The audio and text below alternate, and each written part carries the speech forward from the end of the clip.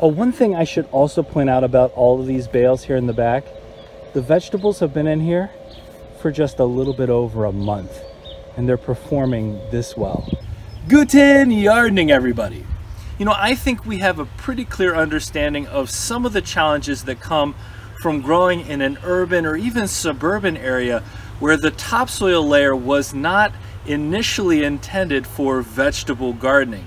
There's a lot of work that goes into trying to improve soil tilth, working through amending, and just making an overall better experience for whatever vegetables you're trying to grow. And that can get a little bit expensive. So we have today a few solutions that we think will work well for you in a cost-effective and very easy manner to improve your growing situation. And we're going to show you right now. Now, those of you who've been following our channel have probably seen that we have a modified root-stout potato bed going on right now where we're growing in hay. But that isn't the only way we're using hay. This eggplant that you see in front of you, which is looking absolutely fantastic. I can see in here we've already got multiple fruits started. This is growing in one of our many hay bales. And when I say many hay bales, I mean the entire back of our main garden space has hay bale after hay bale, to the point where we have about 13 bales behind here, each one growing a different vegetable. And you can see the green on here is outstanding. Now, I'm going to talk you through the different vegetables that we have growing in here in just a little bit, but I want to remind you that we did a video earlier where we talked about how we set up these bales. These have been outdoors over the winter. They had already started to decompose before we planted and added our soilless potting mix. So please go check out that video. There's a link in the description to it. And you can see that the preparation we did for this, which really wasn't all that extensive, has really paid off. So why would we suggest that these are a cost-effective and really good replacement for planting in native soil if you struggle with that? Well, for one thing, we've looked at a couple of different farmers, local farmers in the area. We've called them up and said, hey, I see you have bales for sale. Do you put any kind of pesticides on them or anything? And when the answer is no, we go ahead and buy them up. And typically we've been paying between $3 or $4 per bale. So this entire back garden space with about 13 bales, we're looking at about $45 to fill this area with. We could call them a modified raised bed. We're reducing and removing the need to pay for lumber. We're removing the need to fill all those beds with whatever kind of mix that you want to fill them with. And then the only additional cost is whatever soilless mix we need and the seeds. So by adding these simple bales, we have removed the need to have anything in our native soil, and we're just growing them up top. And yes, we do get still a few weeds here and there. I know a lot of people believe that if you use hay bales, you're going to have a massive amount of weeds. We haven't really found that to be the case. As you can see going through here, I mean, there's just not a ton of weeds coming in here at all. So now these plants are growing healthily through this mix on top, and on top of all of that, these hay bales are starting to break down.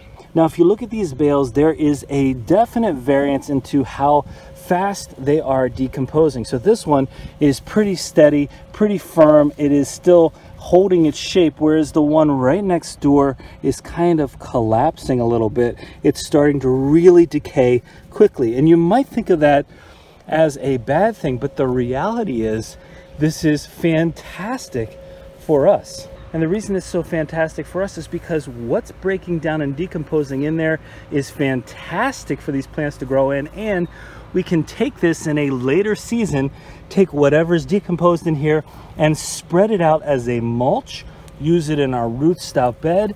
Anyway, it's not going to go to waste. It's going to help improve the soil long term.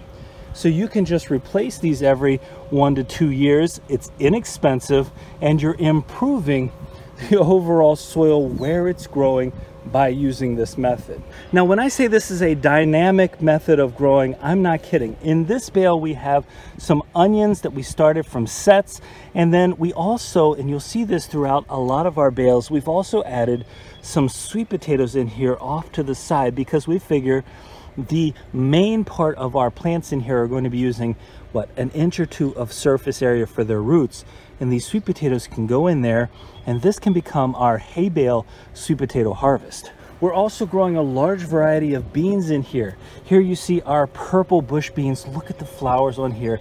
We are going to have so many beans. Clearly, look at the deep green color. Clearly, these love this growing medium. And right next door we have some carrots that are about 4 weeks old. You can see they've filled out nicely. Beside that we have our contender bush beans, which are supposed to be a great variety of bean for our area. High prolific producers. You can see the flowers on here as well. So these are getting ready to produce beans too. And just like the carrots, we really didn't shy away from planting root crops in here. And so here we have a mixture of beets in here, different varieties of beets. And I can show you in here, if we get really close, they're already starting to bulk up. So the bulbs are forming on these. Look over here, look at this. Massive number of beets down in here growing on this hay bale. Now, we did not at all shy away from planting more beans than we have in the past. For one reason, they're easy to can and keep long term, and the second reason is, well, we just absolutely love them. This is a top crop bush bean. We did stay away from the pole beans over here though, because we knew they'd be hard to handle if we didn't have any kind of trellising behind those. We saved those for our main garden. Now right next door we have some purple top turnips. And you can see the flea beetles have really gotten to them. You see all these little holes in here. However, they're still nice. They're deep green. And you can see, yep, look right down in here. We can see that we're getting those turnips already developing in here, looking fantastic. We have some goldenrod bush beans here, and every single one of our bush beans is going to flower at this time. Now, right next door to those goldenrod bush beans, we have a bale that failed us. Even though it doesn't look like it failed us now, we had a tomato in here, and the tomato is the only thing that we planted in here that did not survive. So we replaced it. We replaced it with these sweet potatoes, and these sweet potatoes look fantastic. I mean, they are growing really well. They're nice and green.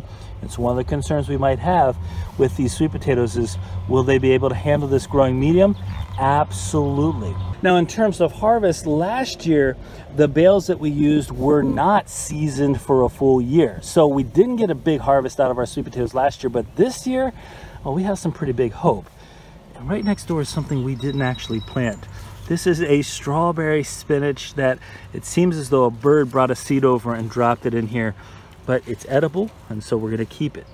We reached the last of our regular bush beans in here. This is a Romano bush bean with, again, tons of blossoms on here, meaning that the beans are coming. And right next door we have a plant that I already showed you toward the beginning of this video, and this is our eggplant. And it is so green, so lush, so many flowers and fruits coming in on here. So you can see all these flowers that are about to develop into fruits. And we actually planted this in here a little bit later than some of our other eggplants, and it's still getting ready to produce some great fruit. Now, this is technically a bush bean as well, but it's a little bit different from all the others because this is a lima bean. And lima beans, well, the way they flower looks a little bit different, I think, than a lot of the other beans on here. But this is our lima bean. It's going strong, should be producing anytime now. And the last bale we have planted here, we used to have a pepper in here. The rabbits came and took the leaves off right away. We planted some kohlrabi. The rabbits came and ate some of that kohlrabi. So now we have in here the remains of the kohlrabi. We have a bunch of strawberry spinach that we're gonna have to probably pull up, again, that the birds brought over here. And we also have some sweet potatoes. So we've planted a bunch of our sweet potato excess slips in here, and who knows what this harvest is going to look like. But this, I would argue, is going to save you a ton of money, a ton of frustration. It's easier on your back because, again, this is a raised bed of sorts as you get this going, and it's so easy to move around. And you can see from the variety here that this is versatile, and this isn't even all of them. If you have limited space, this is an easy way to have a mini garden in here as well. You can see we have melon growing. Let's look back here. We've got a melon on here already, tons of flowers, and all of this is coming right out of this bale. And if your goal isn't to grow vegetables in here, like we are with this kale, then there are other options as well. We're growing marigolds and zinnias in a couple of these bales out front. So believe me when I say this is a great alternative if you have a hard time with your soil, or even if you're looking for an inexpensive way to create a modified raised bed. And if you take a little time and a little care early on, you can really reap the benefits of those results. Now, those hay bales have been fantastic for us this season, but it's not the only solution that we've tried to come up with to fix that issue of dealing with some of the problems of our native soil. Another solution that we've had some success with both last season and this season is growing in containers that are halfway buried in the ground. Now, we bury them halfway because then they don't have the risk of falling over, and if the roots do go through the bottoms of the containers, well, they'll have access to some of the soil as well. And one of the reasons why we're trying this is because we've never actually had good success growing melons in our native soil. And so we thought if we could add a potting mix to these containers, bury them halfway, that we would then be removing that native soil element, and well, we would see how they perform. And you can see as you look up close to them that they're actually a really nice deep green.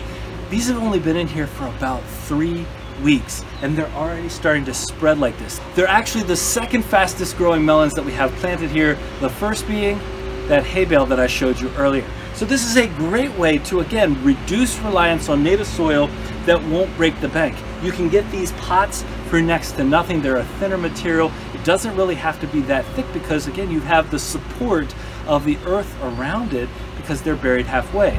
They're easily movable to anywhere you want to move them. You can change out the soil, amend the soil easily, and you're adding a potting mix that's not going to break the bank because you don't have the amount, the quantity of that soil that you would need in a raised bed.